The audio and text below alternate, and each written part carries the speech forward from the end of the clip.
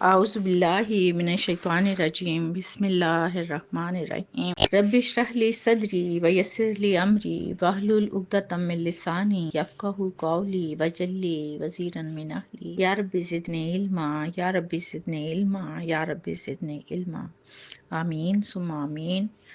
السلام علیکم ورحمۃ اللہ وبرکاتہ۔ آپ سب کیسے ہیں؟ میری دعاؤں میں آپ ہوتے ہیں۔ اللہ تعالیٰ آپ کے لیے ثانیہ پیدا فرمائے اور آپ سب کو اپنے حفظ و امان میں رکھے اور ایمان کی دولت سے نوازے اور قرآن پاک کو سمجھنے اور آگے پہنچانے کی توفیق عطا کرے، آمین۔ اب آتے ہیں ہم لوگ اپنے لیسن کی طرف۔ پچھلی آیات میں اللہ تعالیٰ نے اپنے برگزیدہ پیغمبروں کا تذکرہ کیا۔ اس سے آگے حضرت عیسیٰ علیہ السلام کی والدہ حضرت مریم علیہ السلام کا قصہ شروع ہو رہا ہے۔ جو آیت شروع کرتے ہیں، آیت نمبر 36 سے آل عمران کی۔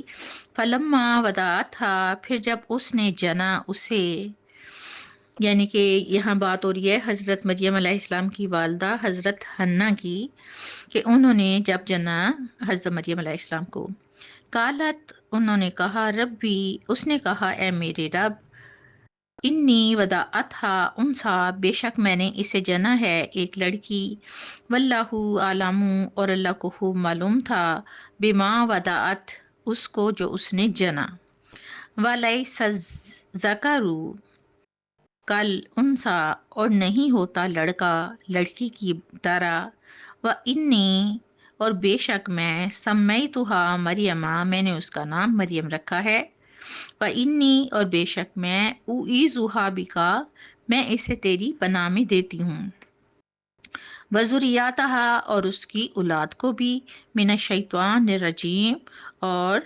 شیطان مردود سے پناہ مانگتی ہوں۔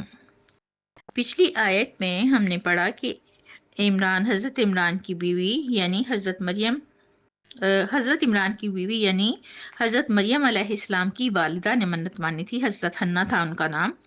انہوں نے منت مانی تھی کہ میرے ہاں جو بچہ ہوگا، یعنی جو لڑکا پیدا ہوگا، میں اسے اللہ کے نام پہ آزاد رکھوں گی۔ اس کا مطلب یہ تھا کہ دنیاوی مشاغل یعنی نکاح وغیرہ سے آزاد رہ کے وہ ہمیشہ اللہ تعالیٰ کی عبادت کرے گا اور کلیسا کی عبادت میں لگا رہے گا۔ گویا دل اور ذہن میں یہی بات تھی کہ لڑکا پیدا ہوگا، کیونکہ لڑکیاں اس خدمت کے لیے قبول نہیں کی جاتی تھیں۔ اور اس آیت میں جب بچہ پیدا ہو گیا تو بڑی حسرت سے کہا، کیونکہ خلاف توقع لڑکی پیدا ہوئی تھی اور لڑکی قبول کرنے کا رواج نہ تھا۔ اب کہتی ہیں کہ میں نے بھی کیا چیز جنی ہے۔ اس لڑکی کی قدر و قیمت کو اللہ ہی جانتا ہے۔ جس طرح کے بیٹے کی اسے خواہش تھی، وہ اس بیٹی کو وہاں کیسے پہنچا سکتا تھا؟ اللہ کی حکمتیں اللہ تعالیٰ ہی جانتے ہیں کہ انہوں نے اس لڑکی کے وجود سے ایک عظیم الشان اور مبارک بیٹے کا وجود پیدا کرنا تھا۔ حق تعالیٰ نے یہ دعا قبول فرمائی۔ حضرت حنا نے بیٹی کو اللہ تعالیٰ کی امان میں دے دیا اور اس کا نام مریم رکھا، جس کا مطلب ہے عبادت گزار یا خدمت گزار۔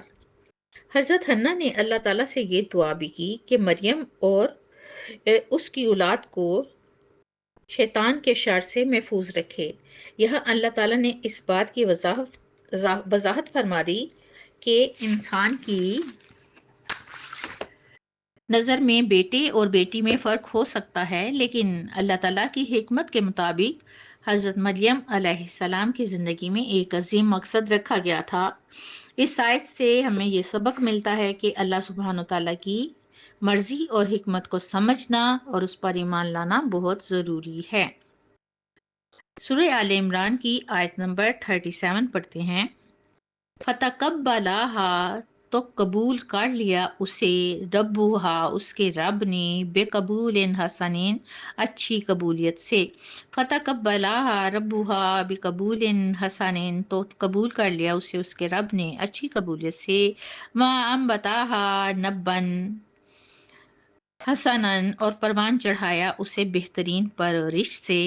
وَكَفَّلَہَا زکریا، اور سرپرست بنایا اس کو زکریا علیہ السلام کو، جو خود بھی پیغمبر تھے اور ہم حضرت مریم علیہ السلام کے خالو تھے۔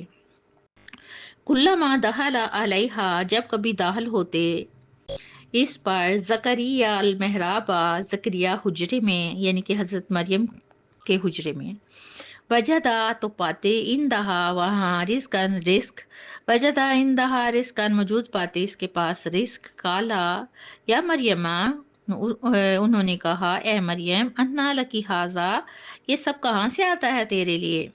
कालत वो बोली, हुआ मिन इंदिल्लाही, वो अल्लाह की तरफ से है। इन अल्लाह यरजुकु, बेशक अल्लाह रिस्क देता है, मन यशाउ बगैर हिसाब, जिसे वो चाहता है बेहिसाब। हज़रत हन्ना जो कि हज़रत मरियम अलैहिस्सलाम की वालदा थीं, जब बेटी हुई तो अल्लाह ताला से फरियाद की कि अल्लाह मैंने बेटी को जन्म दिया है, इसी में जो बेहतरी है वो तू ही जानता है, मेरी तरफ से इसे अपनी खिदमत के लिए कबूल फरमा। अल्लाह सुब्हान ताला ने लड़के से बढ़कर लड़की को कबूल फरमाया।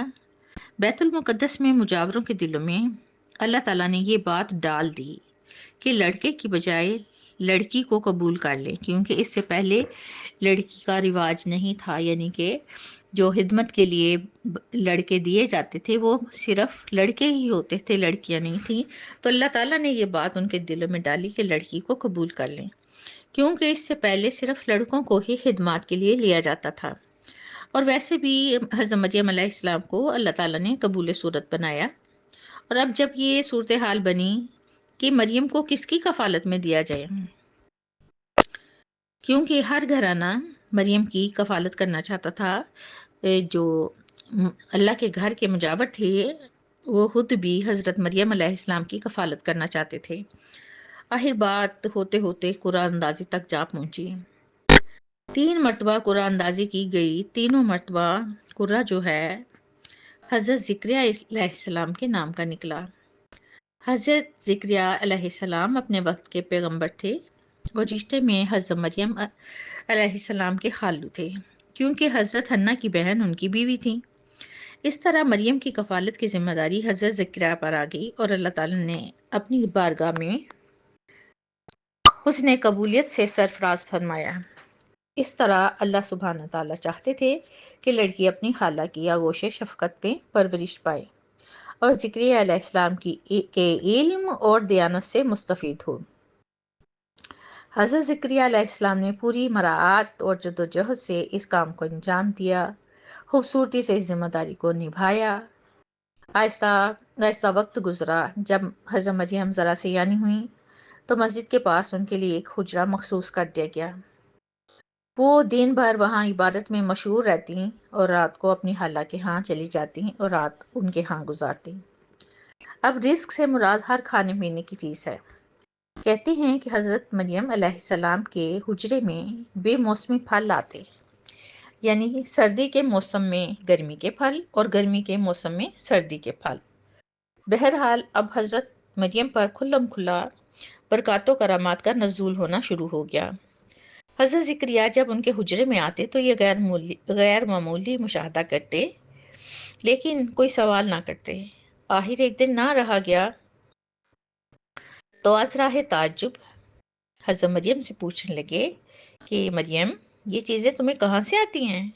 तो उन्होंने जवाब दिया, हालू जान, जब मैं कमरे में आती हूँ तो ये चीज़ें मेरे कमरे में होती हैं। यानी अल्लाह की कुदरत इसी तरह मुझे चीज़ें पहुँचाती है और यही खुदा की कुदरत है। ये कयास करना और ये गुमान करना जैसे सोच से बाहर है, लेकिन अल्लाह ताला की ज़ात वो ज़ात है कि वो जिसको चाहते हैं, जहाँ चाहते हैं, जब चाहते हैं, अपने रिस्क से नवाजते हैं।